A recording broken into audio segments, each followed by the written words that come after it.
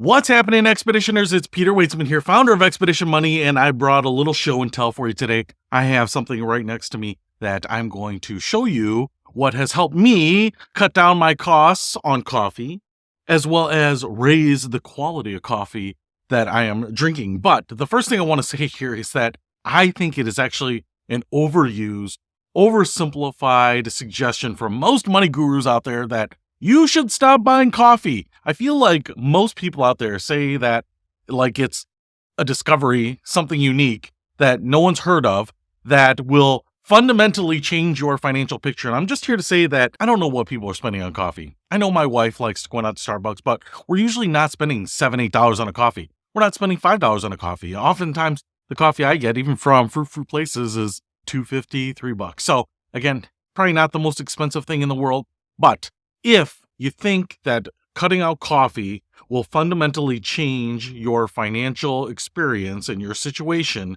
then you must be spending a lot on coffee. In fact, I read some stats on that the average person doesn't spend $500 outside of their home for coffee. So there's not necessarily a lot of fat to cut oftentimes, but you might buy some coffee once in a while, and there are a couple reasons that you might want to think about making it at home.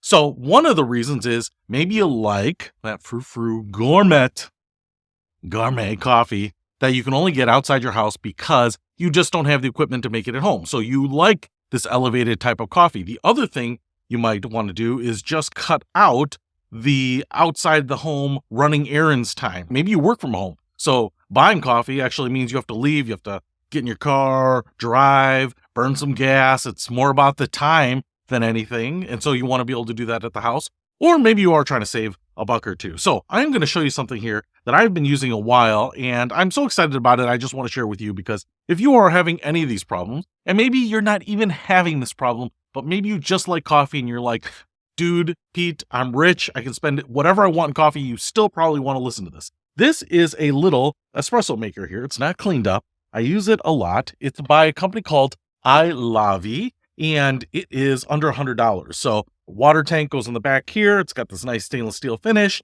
And what you can see here is it's very slim. It's the width of your normal instant coffee maker or the K-Cup brewers. So not like the big carafe, but you would put your mug under here. It comes with a basket where you put your grounds and pack them in, and then you can brew an espresso right here. 1 cup, 2 cups.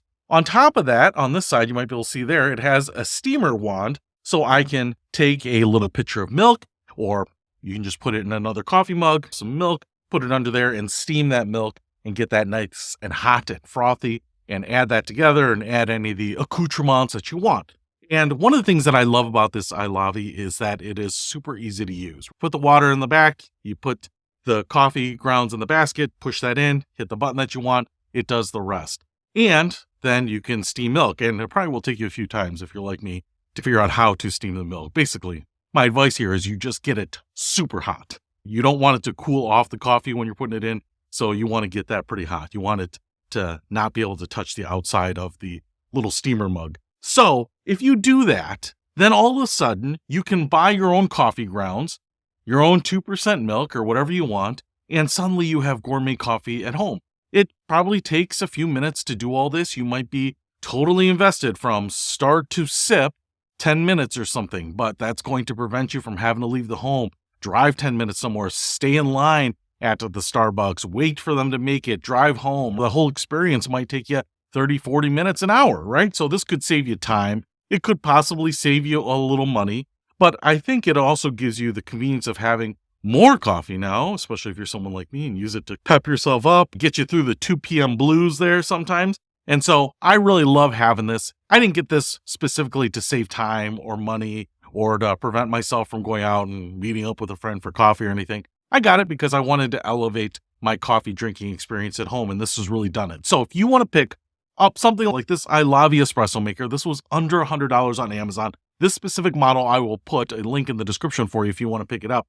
But I really have enjoyed it. In fact, my wife, who is something of a coffee snob, who uses the Starbucks app and asks people that when they give her gifts to give her Starbucks card, so she just dumps all that money in there so she can go whenever she wants, says that the coffee output from this is more delicious and is better than the Starbucks that she purchases. And so we have been using this guy quite a lot. I've gotten my money's worth out of this. If you love coffee, if you love really good coffee, gourmet coffee, you've always dreamt of making those romantic espressos at home with the baskets. You pound and compact the grounds, you steam up your milk, and go pour that all together, make little leaves or trees or hearts in foam on your coffee, then this is the thing for you, or something like it. So hopefully that gives you some ideas on how to give yourself the best possible coffee drinking experience that is super convenient and super cheap. So hopefully that helps. I'll see you later.